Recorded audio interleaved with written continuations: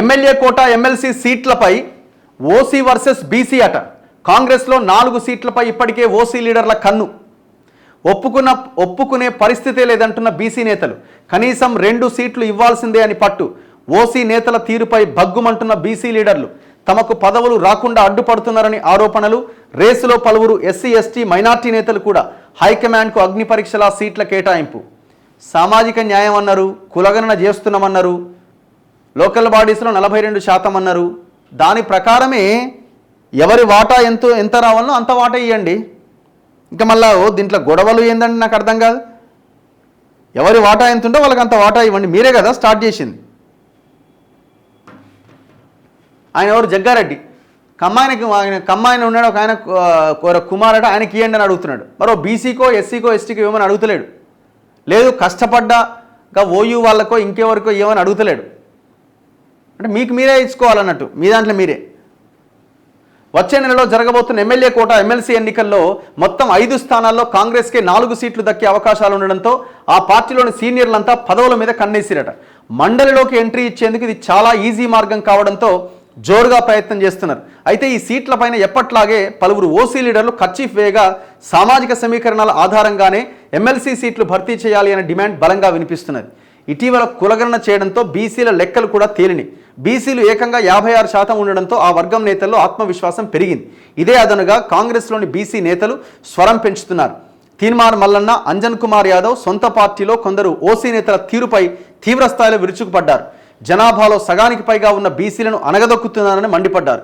ఏ స్థాయిలో అన్యాయం జరుగుతుందో ఉదాహరణలతో సహా బయటపెట్టగా వారి వ్యాఖ్యలు రాజకీయంగా పెను దుమారం రేపినాయి.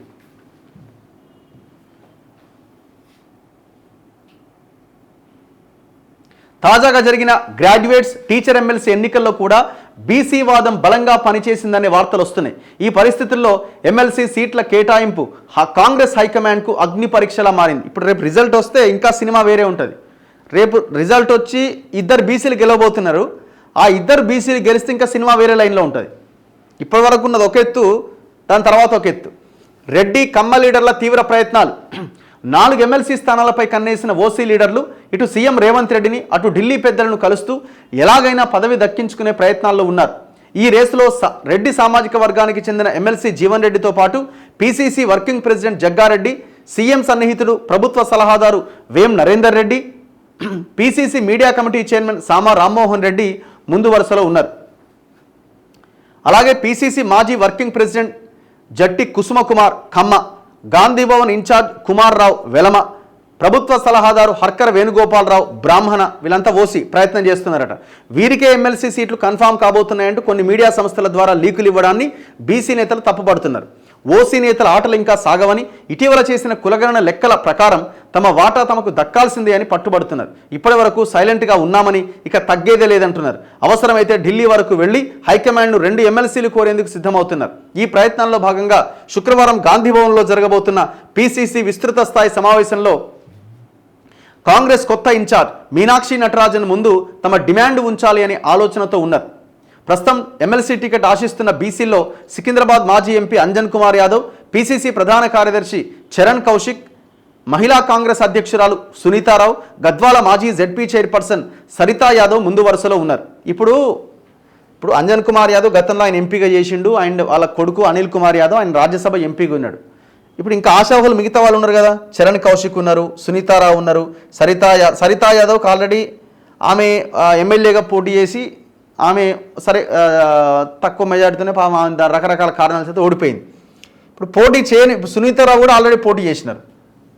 సునీతారావు సరే ఆమెకి ఆయన టికెట్ గోషామాల్ టికెట్ ఇచ్చినా ఆడు ఎట్లా ఓడిపోద్దని తెలిసినా కూడా ఆమె పోటీ చేసింది. చరణ్ కౌశిక్ ఆయనకి ఏమి ఇవ్వలే కదా, యూత్ కదా, భవిష్యత్తులో ఉపయోగపడతారు కదా, మీ పార్టీ కదా, అట్లాంటి వాళ్ళకి ఇచ్చే ప్రయత్నం చేయండి. మహిళా కోటా వస్తే ఇంకోరికి ఇచ్చే ప్రయత్నం చేయండి. ఇప్పుడు ఆల్రెడీ పదవులు ఉన్న వాళ్ళకి టికెట్ ఇస్తే ఓడిపోయిన వాళ్ళకి కొద్దిగా సైడ్ చేయండి, కొంచెం సైడ్ చేయండి, తర్వాత వాళ్ళకి అవకాశాలు కల్పించే ప్రయత్నం చేయండి. ఇప్పుడు 6లో 2 బీసీలకి ఏంది నాకు అర్థం కాదు. 2 ఎట్లా అడుగుతారు? 4 ఇవ్వాలి బీసీలకు, ఒక ఎస్సీ ఎస్టీకి ఇవ్వాలా?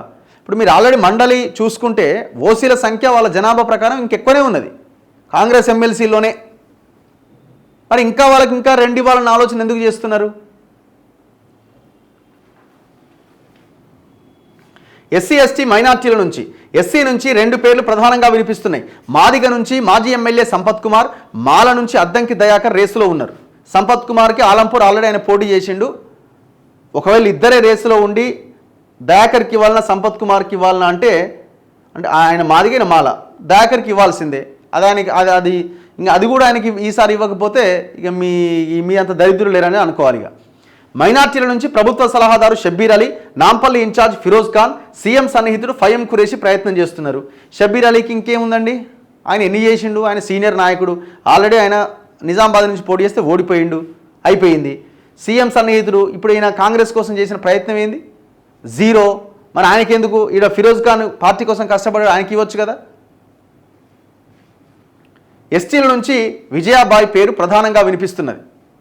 ఈమె మంత్రి పొంగులేటి ముఖ్య అనుచరురాలు. ST corporation chairman Bellaiah Naik కూడా ఎమ్మెల్సీ పదవిని ఆశిస్తున్నారు. ఇవ్వాల్సిందే. పొంగులేటి ముఖ్య అనుచరురాలు ఎవరు, విజయాబాయి అట, వైరా నియోజకవర్గం. ఆల్రెడీ పోటీ చేసిందా. ఫిరోజ్ ఖాన్ కూడా పోటీ చేసిండు. ఒకవేళ పోటీ చేసిన వాళ్ళకి లేదు అనుకున్నప్పుడు ఇంకొక మైనార్టీకి ఇచ్చే ప్రయత్నం చేయండి. ఎంతమంది లేరు. మళ్ళీ దాంతో ఇవన్నీ ఉండగా సిపిఐ అడుగుతున్నది, మాకు ఒక్క సీట్ అని ఇవ్వండి, మాకు ఎలక్షన్లకు ముందు మీరు కమిట్ అయ్యారు మాకని. తెలంగాణ జనసమితి వాళ్ళైతే పాపం అడుగుతలేనట్టుగా. కోదండరామ్ గారు మరి అడుగుతున్నారో అడుగుతలేరు. వాళ్ళు కూడా దాంట్లో కూడా ఆశావాళ్ళు చాలామంది ఉన్నారు.